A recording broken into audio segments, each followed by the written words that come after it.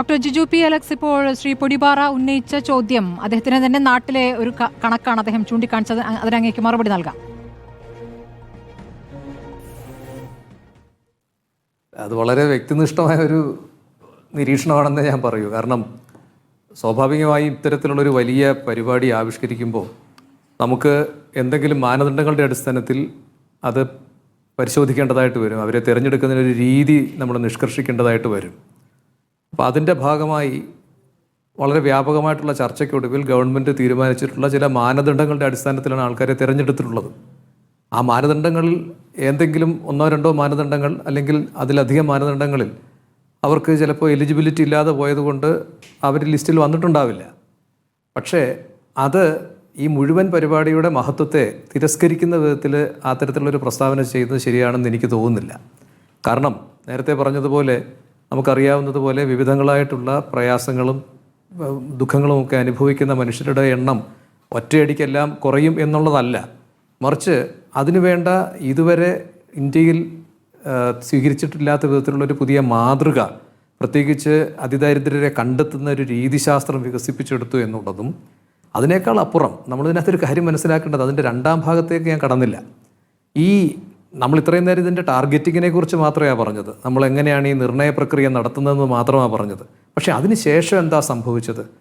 അതിനുശേഷം സംഭവിച്ചത് ഈ പറയുന്ന ഓരോ അതിദാരിദ്ര്യത്തിൻ്റെ ഘടകങ്ങളും പരിഹരിക്കുന്നതിന് വേണ്ടിയിട്ടുള്ള സൂക്ഷ്മ പ്ലാനുകൾ, മൈക്രോ പ്ലാനുകൾ തയ്യാറാക്കുകയും അത് എല്ലാ തരത്തിലുമുള്ള പ്രശ്നങ്ങൾ പ്രോജക്റ്റുകളാക്കി മാറ്റപ്പെടുകയും അത് പരിഹരിക്കേണ്ടുന്ന വികസന വകുപ്പുകളെ കൃത്യമായി ഏകോപിപ്പിക്കുകയും അവർ തദ്ദേശ സ്വയംഭരണ സ്ഥാപന തലത്തിൽ വളരെ ചടുലമായ വിധത്തിൽ ഈ പ്രശ്നങ്ങൾ പരിഹരിക്കുന്നതിന് വേണ്ടി ഇറങ്ങിത്തിരിക്കുകയും ചെയ്ത കഴിഞ്ഞ 5 വർഷത്തെ ഒരു വലിയ പ്രവർത്തനമുണ്ട്.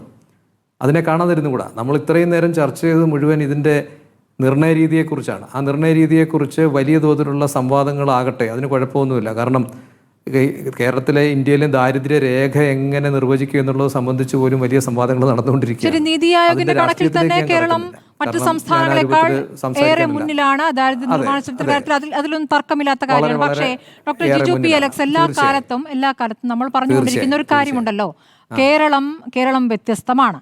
കേരളം അതിൻ്റെ ജീവിത നിലവാരത്തിൽ എല്ലാ തരത്തിലും വ്യത്യസ്തമാണ്. അപ്പോൾ ഈ ഒരു ദിവസം 150 രൂപ മാനദണ്ഡം വരുമ്പോൾ അതിന് താഴെ കിട്ടുന്നവരെ മാത്രം അതിദരിദ്രർ എന്ന് കണക്കാക്കുന്നതിനെ എങ്ങനെയാണ് വിശദീകരിക്കുക? അത് കേന്ദ്രത്തിൻ്റെ മാനദണ്ഡമാണല്ലോ.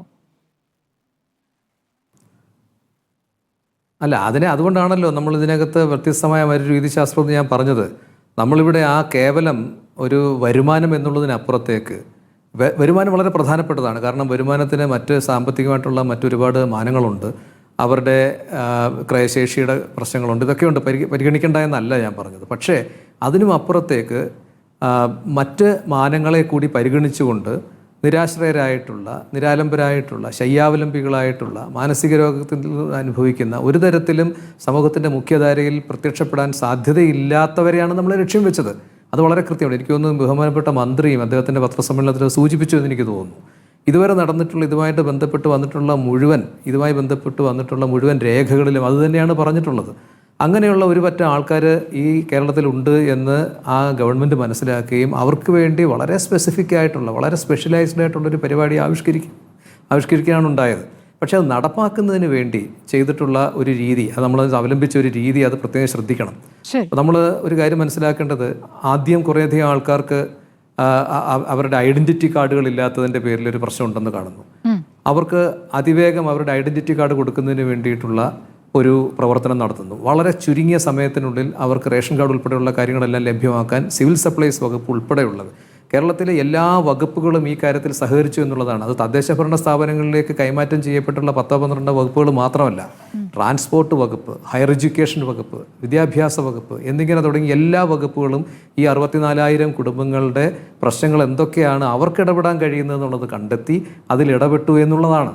അത് അനന്യമായൊരു മാതൃകയല്ല എന്ന് ആർക്കാ പറയാൻ കഴിയുക? ശരി, 64,000 എന്ന കണക്കിലേക്ക് നിങ്ങൾ എത്തുന്നതും സംശയകരമാണ്. ഞാൻ ശ്രീ CP ജോണിലേക്ക് പോകുന്നതിന് മുമ്പ് അങ്ങ് ആ കണക്ക് കൂടി പറയൂ. കാരണം ഈ പ്രതിപക്ഷ നേതാവ് പറഞ്ഞിട്ടുള്ള ഒരു പ്രധാനപ്പെട്ട കാര്യമുണ്ടല്ലോ, ഈ അതിദാരിദ്ര്യ സംസ്ഥാനം എന്ന സർക്കാരിന്റെ അവകാശവാദത്തെ കള്ളക്കണക്കുകൾ കൊണ്ടുള്ള കൊട്ടാരം എന്നാണ് അദ്ദേഹം വിശേഷിപ്പിക്കുന്നത്. അതിൽ പറയുന്ന ഒരു കാര്യം ഇതാണ്, നിങ്ങൾ 4.5 ലക്ഷം പരമദരിദ്ര കുടുംബങ്ങളുണ്ടെന്നാണ് പ്രകടന പത്രികയിൽ പറഞ്ഞത്. എപ്പോൾ 2021.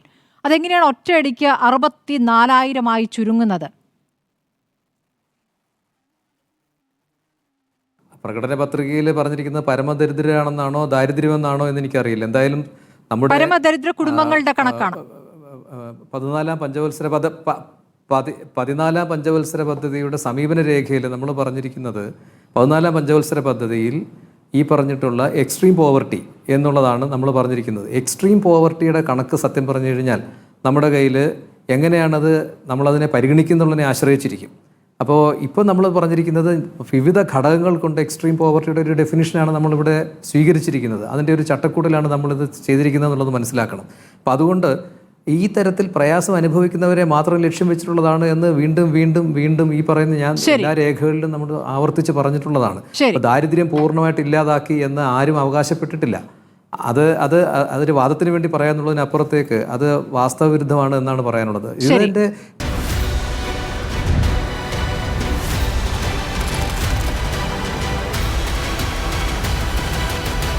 ഡിബേറ്റ് വിത്ത് സ്മൃതി പരുത്തിക്കാട്.